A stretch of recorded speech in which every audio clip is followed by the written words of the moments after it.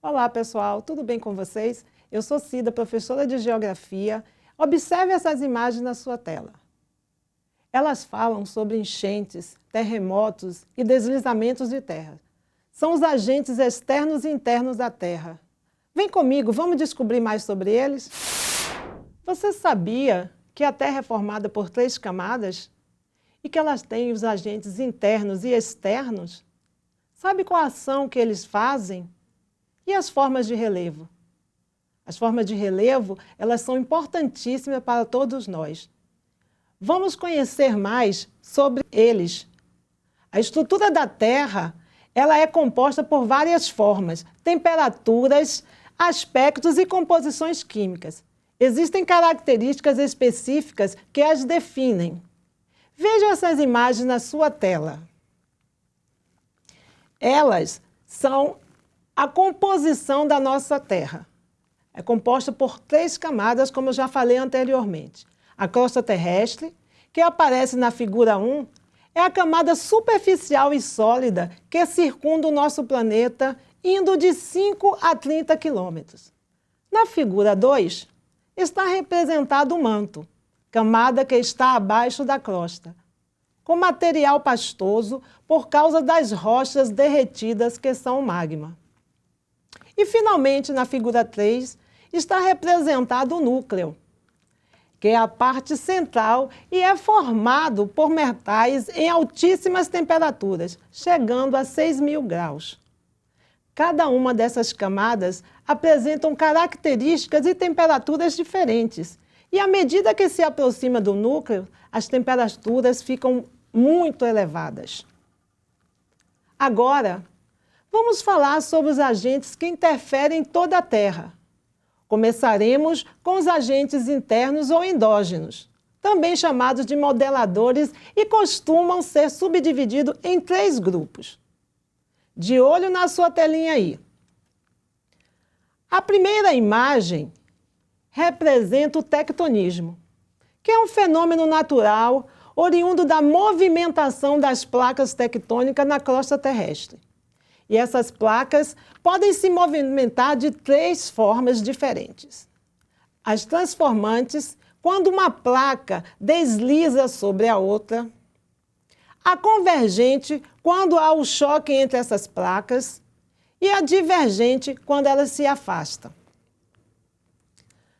Agora vejam, a próxima imagem representa os abalos sísmicos, que correspondem a terremotos ou tremores de terras. É um fenômeno natural e faz com que a superfície terrestre trema, como os terremotos que falamos lá no início da nossa aula. Ele aconteceu, aquele terremoto lá que eu mostrei na primeira imagem, lembram? Lá no Mar Egeu. Foi sentido na Turquia e em Atenas, na Grécia. Isso aconteceu em 31 de outubro, agora. Foram 27 mortos e cerca de 804 feridos. Esse terremoto teve a magnitude de 7 graus na escala Richter. Que escala é essa? É a escala que mede a intensidade dos terremotos. E ela varia de 0 a 9, dentro dessa escala. E a próxima imagem representa o vulcanismo, que é um fenômeno geológico que ocorre no interior da Terra, para a superfície, quando há o derramamento do magma em forma de lava, além de gases e fumaça. Agora que compreendemos a dinâmica dos agentes internos da Terra, vamos relembrar os principais agentes externos. São eles que atuam acima da superfície, modificando-a gradualmente pelo desgaste na maior parte dos casos, das composições geomorfológicas superficiais da Terra. Esses desgastes são de formas diferentes através de ações de agentes como a chuva, que são os pluviais, também pelas águas dos rios e dos oceanos, que são chamados de fluviais. Nesses casos, o relevo sofre alterações, pois o escoamento das águas desgasta, dando a ele gradativamente formas diferentes. O nosso relevo também sofre a ação das geleiras, que promovem modificações através da erosão glacial, quando ocorrem avalanches e porções de rocha se desprendem, alterando assim o relevo do local. Tem também o relevo modificado pela ação dos ventos. Esta é chamada de eólica. Agora, qual a ação que mais transforma o nosso relevo? Se vocês pensaram a ação do homem, com certeza estão corretíssimos. O homem é o que mais transforma, modifica a superfície terrestre para adaptações, tanto em moradias, quanto para toda a especulação econômica. O homem, através do trabalho, ele vai transformar o relevo segundo realmente essas opções que eu disse, a econômica e a habitação. Que tal agora relembrarmos as formas do relevo? Mas primeiro, o que é relevo? São as formas adquiridas pelo terreno. Ele está dividido em montanhas, planaltos, planícies, vales, depressões, que estão também subdivididas em absolutas e relativas. E a gente vai ver agora, acompanhando as imagens na sua tela, mais um pouquinho sobre ele.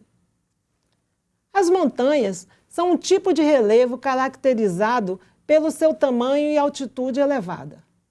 Podem ser classificadas como cordilheiras, jovens e antigas.